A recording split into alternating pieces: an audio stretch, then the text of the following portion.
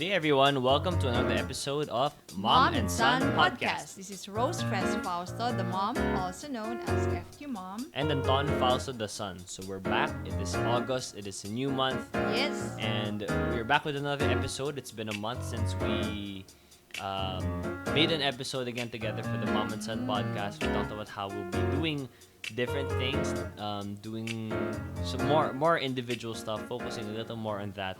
And so just like a quick recap for myself, Yep. the biggest, the most major thing I've had recently would be the Quarantuhan series, which I'm happy with Yeah. the turnout. Like it's a good. It's still challenging though. It's a whole different game. Although it's still a podcast, it's different. You know, masasabi ko. But you really had very interesting guests doon, ano? So, first you had I had third year third year Avena, Ravenna, basketball player. Then I had Bianca Gonzalez Bianca Intal, Gonzalez. a Yes. host also and a content creator. Then I had Corca Tibayan, who is a news reporter for GMA, and my most recent episode was with Justin Quirino, who's another host, and I really learned stuff from each episode. So again, if you haven't checked that out, you can see an audio version here on the same podcast. It's one of the episodes, or you can check out my YouTube account Anton Fausto for Yes. the video version. Especially if they want to see your guests, ano, and react. Mhm. You know, personally, when I watched all those episodes, I was smiling the whole time. I don't know Oh, if it thank was you. just because I'm your mom, but it was always a fun interview, conversation, Thank you. exchange of ideas, So as for me naman, I got busy really completing the enhancement of fqmom.com. So I also invite you to go check that out. Natutuwa ako. I'm really quite proud of it because it's now easier to navigate, easier to get in touch with me. And we also did a soft launch of our subscription. I do invite you to join our FQ community. So hope to see you there. Yeah. So for today, And before what we else? actually start our episode for today, our conversation on our topic, on our discussion, we also wanna mention we had the Finlit yeah. Summit, the Financial Literacy Summit, Money and Family. Of course it was a virtual edition. It was a different kind of experience, and I feel like that was our first taste, I guess, of having events and doing things A in big one, the no? new age that we're in. Yeah, it's possible pala. So I'd like to thank all those who participated. And I think because it is one advantage of it being virtual, even after the event, they can still, Yeah. if they want to still avail of the access, pwede pa rin. Just go check it out sa TGFI Finlit Summit. Yeah, and No, I I'll- think it's finlitsummit.ph. and although I can't, really measure or tell like the effect, how effective it was, if the lessons we tried teaching or the experiences we shared really got to the audience. I know that a lot of people, like more people, could really access it and could be a part of it because yun nga, it's online na. So basta may internet ka, you can join in. You don't need to physically be there. You don't have to go through the hassle. This is really the one of the only positive things I would say Yeah, from it. tas Anton, pwede ka nilang i-pause and rewind. Yeah, you can eat while you're listening. You can be in the CR, whatever you want. We talked about hacks there, di ba? Like you spoke about hacks on health. On health, And yeah. then Enrique talked about hacks on wealth. Wealth. And I gave a talk on hacks on Relationships. Okay, today, ano naman ang ating pag-uusapan? Okay. For the past months, I feel like everybody's just been talking about, of course, the pandemic, the quarantine, coronavirus, all those things. And I don't blame them, and I don't blame us also, because that's really what's happening. And when you're in the media, when you're doing a show, you talk about what's happening around you. But then now that we're transitioning and people, it's like the world is it's running again. Even if there's a pandemic, We have to. Parang oo, ganun. tapos na yung sira na yung pause button. Like, we are still in quarantine, yes, it's still out there, but we have to start worrying about the other things na rin. Yes. I mean, of course, the priority is still safety, make sure you have food, make sure your family's okay, but then you also have to think na rin, okay, what next. How So do I earn? yeah, how do I earn? How do I um, help the business survive? How can I do something new? How it's more on questioning the steps going forward, which I think is good because it shows the resiliency of humans. And although I would say the Filipinos sometimes are a little too resilient, that we kind of have no choice but to adjust and help each other out, help ourselves out because no one else will. Our topic is Yeah. sort of on that, and it can also be related to the pandemic. Well, you can't take that away then. Okay. Sige, so this is, alam mo yung lagi ko nakikita to eh. Really nice quotes from billionaire Jack Ma. Mm-hmm. And one of the more remarkable ones is this: never sell goods to relatives. Ooh, it's a very ironic statement because we know that if there would be anybody that would support you, that would love you unconditionally, diba? Correct. No matter what happens, it would be your relatives. Yeah. But in this situation, Ang sinasabi ni Jack Ma, ang ating kaibigan si Jack Ma ay, wag na daw, wag ka nang masyadong umasa. okay, when it comes to selling goods, so dito yung sa business, ito yung sa Yeah. sa negosyo. So, okay, let's expand on this, Ma. Okay, ano nga ba yon? Bakit nga ba ganon? Kasi sabi niya, no, when selling to friends or family members, no matter what price you sell, they always feel that you are making money from them. No matter how cheap they are daw, the goods that you're selling, they won't appreciate it. Hindi nila nakikita masyado daw kung ano bang makabutihang maidudulot sa akin itong produkto na binibenta ng aking kapatid or kapamilya, kaibigan na si Anton. Parang ang nakikita nila masyado, kano kayong kikitain ni Anton sa akin? Ganon. I feel like the closeness plays a big part in that because we're used to, if it's relatives, if we have relatives over to eat, syempre we don't ask them naman to pay for the food that they're eating, or if kung ano, we give them a ride, it's like a given eh. So I think that's why it becomes kind of awkward, I guess, for businesses because we're thinking like, oh, so this person is earning. It's not like that person is selling it to me naman. At hindi siya pabili, hindi yung parang pasalubong. Iba yun eh. Isa pa yun eh. It's a norm kung nasa pumunta ng States yung kamag-anak mo, one of you wants to buy a new iPhone, di ba? Or anything. Pabili. So, walang profit dun. But then now, it's a different, although it's relatives, although it's people close to you, it's different na because it's business. Sige, alam mo, maganda siguro pag-usapan natin yung ano ba usually yung nangyayari, no? Kasi nga, kung minsan, kadalasan tayo, if we're thinking of a business, of a product or a service to sell, we would first think about yung mga malalapit sa atin. Kasi nga naman, intuitively, sila yung magsusuporta sa atin. But what usually happens, hindi para bang, siguro sa umpisa masabi lang, but somehow, nakakaano nga para bang, how do you call that? Disheartening, na sometimes, mas naniniwala yung mga hindi ka kilala kaysa dun sa mga kilala ka. So, ano kadalasan yung naririnig natin, Anton? Di ba parang, uy, libre naman. Uy, discount naman. Laging friend discount, family discount. Ay, naku, alam mo, lalo na sa libro, para bang people always just expects you to give them a free book. Para bang, no matter how, di ba, buwanan, ako, taunan talaga ako kung sumulat ng libro. But, sometimes, when they just ask for a free copy, not that I don't give, because I do give sometimes as a gift. Oo, di ba? As a gift. But, yung masyadong madalas na, uy, pinggan mo naman ako ng libre, parang, somehow, you also feel that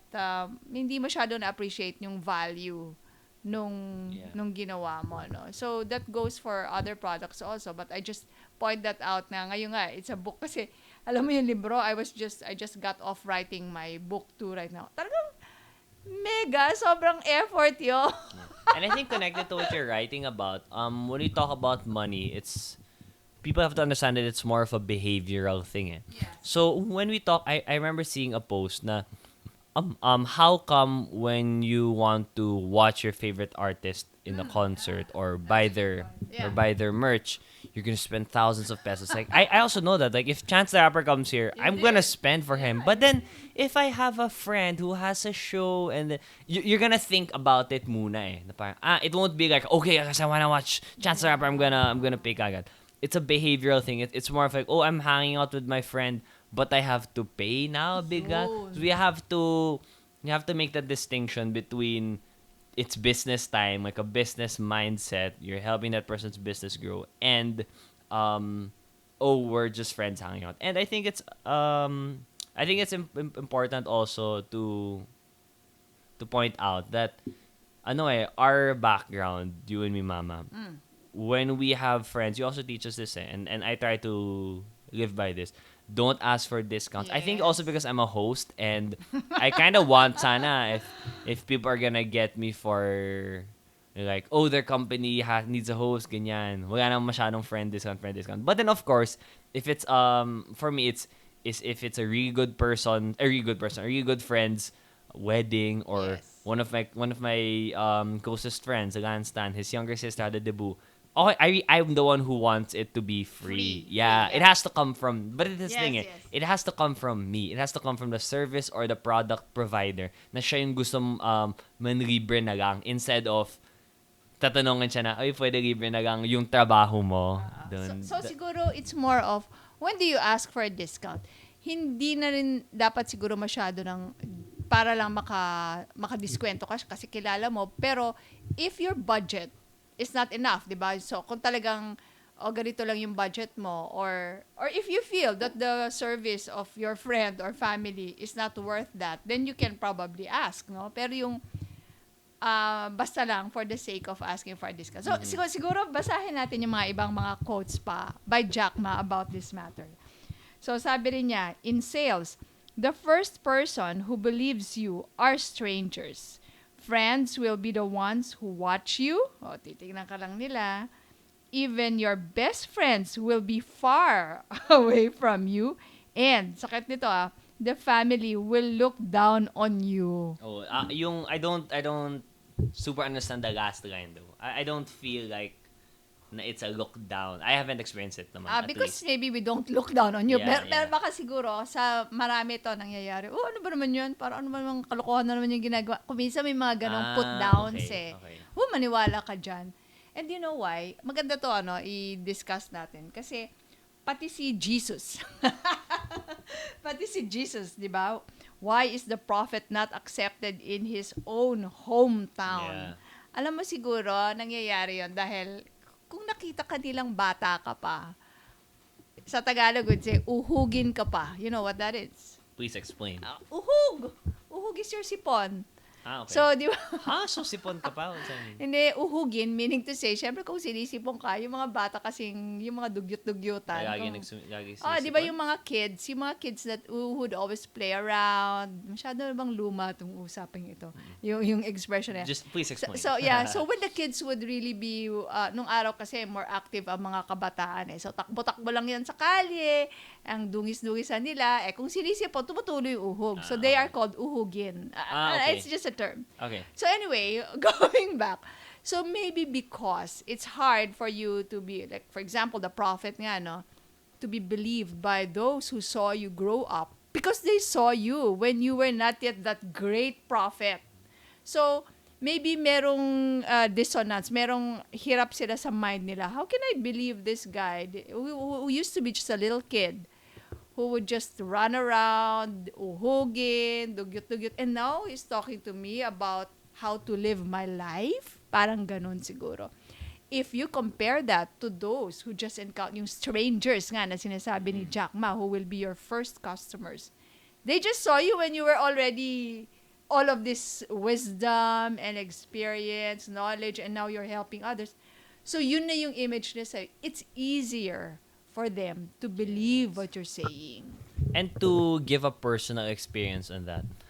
From the side of the person who is, as a host nga or as a VJ, I get most of the support from strangers, from people I don't know. Yung mga di ko kilala that they're gonna message me or they're gonna share my videos. And for me, I've come to a point that it's okay. Kasi when a friend shares my video, or when a good friend close to me who knew me before I became VJ Anton, before I became a host, I can't take away na parang, baka they're sharing it, or baka they're saying it because they're my friend. Like, oh, it's more of like a favor. It's in the realm of favors compared to if someone I've never heard of before shared it or said parang, I like the content you're making, or I like the way you host.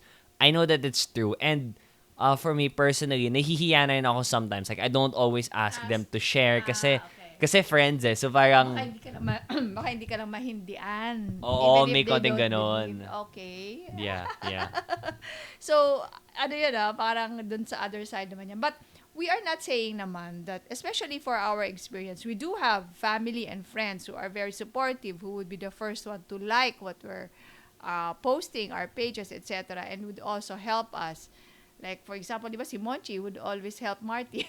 Yeah, and he also he watches the you mix the Yes, podcast. He also yes. comments on it. Yeah. So there Oo. are naman. We're not saying that all relatives are not, but we have to admit that there is some sort of trend na yung mga the ones close to us. Parang yun pa yung like I thought we could expect more Yes, help yes. and support from them. Yes. Pero alam mo, siguro, this is actually double-sided also. Sige, so now we're talking about yung sinasabi, yung katotohanan sinasabi ni Jackman na, okay, your first customers or your loyal customers would even be the strangers and your relatives. Sabi niya, your relatives, your friends whom you always invite to your parties, they will not be there when you sell, but when then you grow big, eto, they're back again in your Yeah. party. So parang it's not fair. Okay, so that's one side. What's the other side? The other side naman, siguro is for those who are selling goods and services, not really to expect na lang your family and friends to be always the ones patronizing what you're selling, because it's possible that they don't believe in your, Yeah. diba?